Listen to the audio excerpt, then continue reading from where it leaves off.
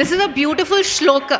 It says, Om Sarvesham Savitur Bhavatu, Sarvesham Shantir Bhavatu, Sarvesham Purnam Bhavatu, Sarvesham Manglam Bhavatu. We always pray for the peace, prosperity, wellness for the environment and for the others. That's what we pray for. It's not a selfish thing. It's always for the others is what we've been taught as Indians. The third understanding is nature is extremely powerful. It can help to build these sustainable communities. If we do not use nature as it is, if we do not connect to nature, we will lose that reverence.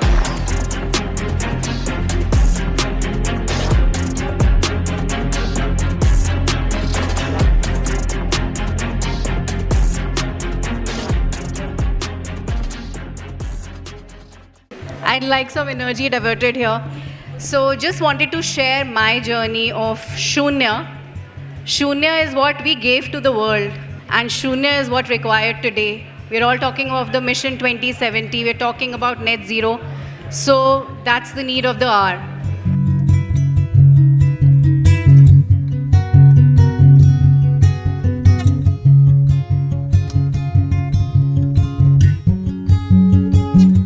This is a beautiful shloka. It says, Om Sarvesham Savitur Bhavatu, Sarvesham Shantir Bhavatu, Sarvesham Purnam Bhavatu, Sarvesham Manglam Bhavatu. It's a very powerful shloka. It says, for the well-being, peace, prosperity of all. So when we talk about this, it's not for myself. It's never for us as Indians. It's always for others. We always pray for the peace, prosperity, wellness for the environment and for the others. That's what we pray for. It's not a selfish thing. It's always for the others is what we've been taught as Indians. I'm going to try to tie all these pieces together. But interestingly, you know what Shunya is? That's also that shikhar, that bindu of that temple. When these temples were made very beautifully, we were not making them in isolation. We were very harmoniously tying them up with nature, with the cosmos. And that energy center where everything gets created and destroyed, it's so powerful, is where the heaven, we believe that heaven and earth met. And when somebody prayed in that Garbhagriha, the Garbhagriha is where the idol sat. It was exactly that point, that energy center. It was so powerful. And we believe, which is true, that our buildings that we create have the energy or the power to change our thought process, our well-being, and us. You may go to many buildings where you feel, I'm sure you feel very happy, you suddenly feel elated. There are areas where you go, and there are areas when you go to some buildings where you feel very low and depressed. So what we design has a power to change our well-being, to power to change our thought process. So we were always in harmony with nature. We always built. When we talk of traditional, vernacular, we were always in harmony with nature. Now, interestingly, I've put these slides, all these buildings together, and they're all old buildings which have been preserved and put to another use. Because we say that greenest are the buildings which already exist. Because when you make a building, as Parulji was mentioning, there's a lot of embodied energy which goes into that building. We are talking about energy right now. So there's a lot of energy which will go into making that building. Because in terms of the stones or wall, glass, anything that you may use has an embodied energy, right from the extraction, manufacturing, transportation to installation. So that's the embodied energy of a building. And would you know that on day one, when you construct a building, it takes 20 times more energy than its operating energy. So every year that you operate that building, in the beginning, the operating energy is very low compared to the embodied energy of the building. So 20 times more. And in 30, 40, 50 years, depending on how you operate it, how much energy it is consuming to get operated, that energy gets, almost equalized. Then, next is the buildings which are made out of reused materials. Because there, of course, you're reusing a material, you're still transporting it, you're still trying to remodel it. So the first is the buildings which can be used as it is. Next is the buildings which can be, where you can reuse or reclaim material.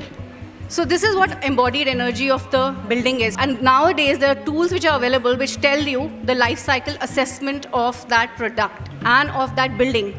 Right from the manufacturing to how you put that material together, where you're nut bolting it or welding it, it is all energy that you're using. And if you can't reuse it again, then that material goes to the landfill. But is that the only reason for selecting a material, having a low embodied energy? No, you have to evaluate it in the whole aspect. You have to see its durability. You have to see, let's say you're putting a glass. You say that a glass is a very high embodied energy material. So is it wrong to put glass?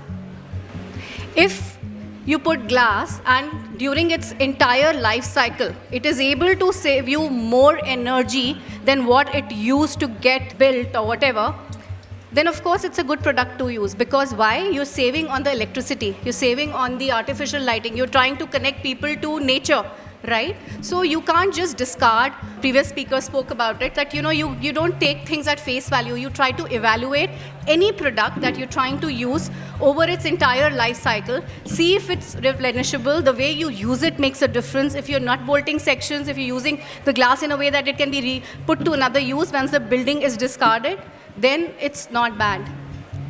Another thing is very interesting, what my learning has been, that sustainability is balancing all of this. Sustainability is not just about energy, that you make a building which is very highly energy efficient, or you just make a building which is vernacular. It's not sustainability. You may make a building which is made out of local materials, but what if all dark inside? What if the humans don't feel nice inside? What if you have to put on the artificial lights all the time? Then what's the point? So it's always balancing. You have to look at the human aspect, you have to look at the environment, and you have to, of course, look at the economy of this thing. So at every level, we have to balance and integrate all of this for sustainability. Next understanding is, yes, we built, when we talk about vernacular, there was an intellect which went to it, there was a thought process, we built as per the climate, so that, of course, we were trying to reduce that energy which came in, but at the same time, these were buildings not built just to use the local materials, it was also, or maybe just control the sun or the wind or so it was also creating spaces which could be put to multiple use. A courtyard was not just an environmental device, it was also a social space. A vada or a square, a chalk would be put to multiple use, because the same space became, was used as morning maybe for a retail purpose, in the evenings for just a social gathering. The third understanding is nature is extremely powerful. It can help to build these sustainable communities. If we do not use nature as it is, if we do not connect to nature, we will lose that reverence. And it is so powerful that it is self-sustaining. And somehow, when we build, we just make concrete jungles, leaving that nature aside. So it's essential to see that how inspirational, beautiful it is. It helps to uplift your spirit. It helps you to connect. And they say that patients heal better, students perform better. If you're surrounded by greenery and you're trying to study, it's much better. In fact, right now we're doing a mixed-use development where we are making office towers. And with that, at various levels, we are trying to create gardens where there will be collapsible offices, because now, after COVID especially, we've realized that, it's not the table jobs that people want to do. They want to decide where, how, and when they want to work. If you want to work in a garden, so be it. If you want to work at home, so be it. So these offices are going through large transformation. In fact, we've just designed and built a couple of offices where there's a thin line which is kind of vanishing between residential, hospitality, and offices, where we have workstations within garden. We have gardens within gardens. So there's a total different paradigm shift which is happening. So there, nature does play a very important role, and we have to get in our environment, urban environment, that respect of nature. In fact, this is a very interesting slide. This used to be a stream which got converted into a nala. And after it became a nala, the entire economy of that space collapsed. People would not like to stay there. It became a very dark, dingy space. Then the authorities and the RWA got together. They created it back into this water streamlet where there is so much of diversity of flora, fauna. People actually come to take walks here. Suddenly, the economy of this space has really got enhanced. So you see how sustainability happens. The economy, the social, and the environment all integrated together got this back.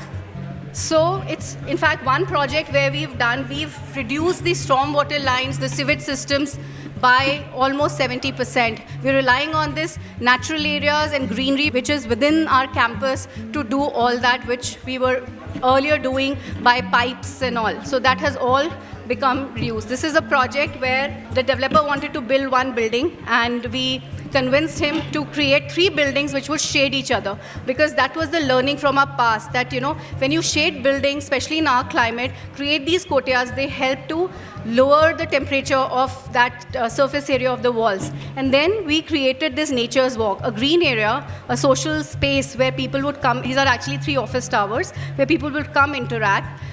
Then we put water bodies along the wind direction so that the space remains cool. So in effect, this became a beautiful social space for the office goers. They in fact we did a survey where National Geographic came and did a survey where they found that people love to come here half an hour earlier. This helps to de-stress them, and then they go into their offices. It's not that, your car drops you when you go. You actually experience this area altogether.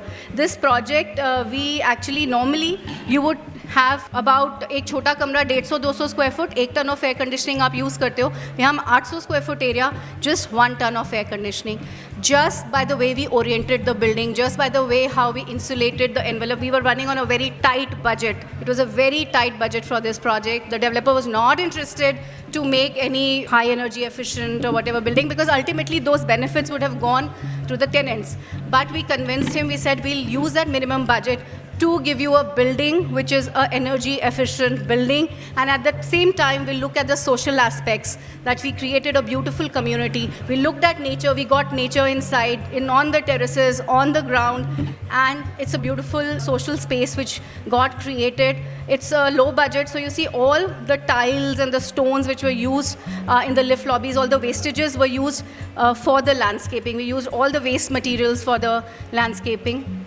The window wall ratios of this building are low. These are simulation models which help to predict that how the building will perform, how much shading we should do on the west side, how much shading we should do on the south side. So it actually helped us to arrive at a very energy efficient building. We could predict that, by doing X, Y, Z, this is the energy gains or the savings we could do. So this was the energy performance analysis of that building, where from the neighboring building we were actually able to save about 45% energy. It consumes much lesser. This is another project. You see heavily shaded facade. It's got 2 courtyards in between, and there is a jali here. There's a water body, so wind cools before it comes into this courtyard. The width of these footplates are such that it's able to capture natural light from all areas. The window wall ratio is about 30%. So we've used glass, but used glass judiciously. We used a high performance glass because again budgets were tight. A double insulated high performance glass on the south and west, and the north had a single high performance glass because we had to match the budgets. But this is again inspired from the Havelis here. Buildings were performing very well. Reach net zero was another task, because again to put solar panels for even a building which would have 800 square feet by 1 ton of air conditioning, it was still a huge expensive task. So what we did was that we had to bridge that gap to get to the net zero. Basically, this is a project we had put across in 2007, I think, where we took 4 old containers and built it around a courtyard. So this is one house, and we put it as an experiment because this developer actually wanted to create a net zero energy whole campus. So this was an experimental project where these 4 containers were taken around a courtyard. The courtyard was also shaded. The east and west side of the 2 containers became the shaded verandas. That's how the entire building is.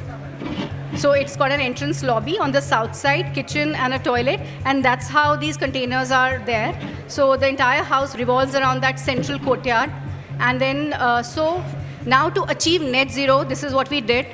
So if you normally took a building which would face east-west and then you rotated it north-south, we saw that there was a so you see the electrical loads. Right now, this is the electrical load, 8,562 kilowatt hour that this building would require, that house would require. 2 tons of cooling load, and carbon emissions were 7.6 tons. So just by orienting it right, we saved 2% energy. Then we did roof insulation, we saved another 2.5% energy. So it's no rocket science, very easily doable to get to that net zero that we talk, shunya that we talk about. You see how the cooling loads are dropping. From 2 tons, we've come to 1.8 tons. The carbon emissions have dropped. Then we went on for wall insulation, another 6.5% energy saved. Window assembly, we used DGU with the insulated louvers, another 4%.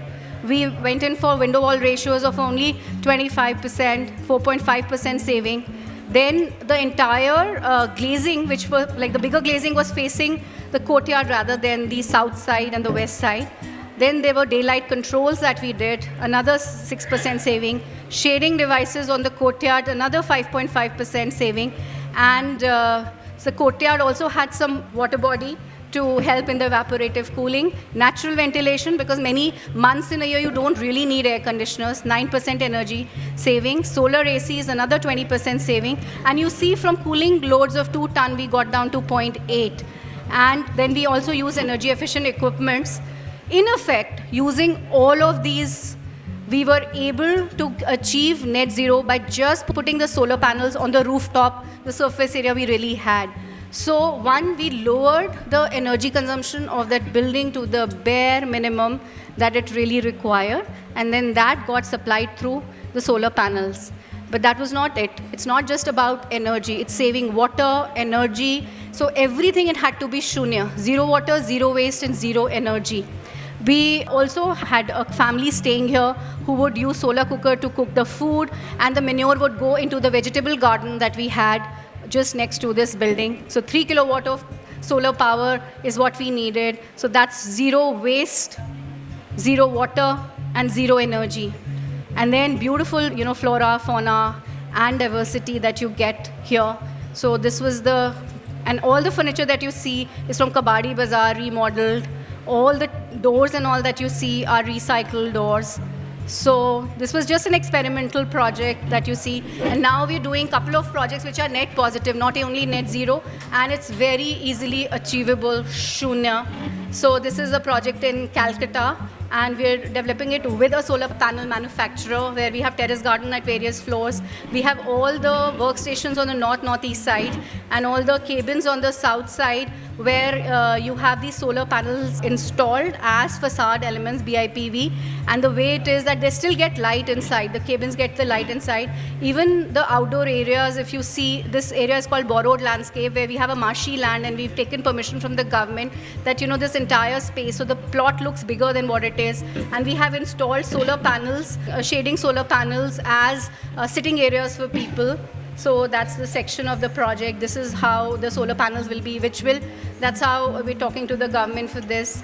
So these are the glare analysis to show that how we reach that net zero energy status. So lowering the energy consumption of this project, the final API, and how it got supplied through the building. So in the end, I would like to say that sustainable infrastructure facilitates a place or region towards goals of sustainable living, greener streets, efficient, cleaner transportation, renewable energy, and then definitely there'll be the pride of the community, because the quality of life will definitely improve through all of this. Envision India with zero utility bills, zero water, zero waste, minimal carbon footprint, easily doable, an earth-friendly society, a net positive India. Envision Shunya. Thank you.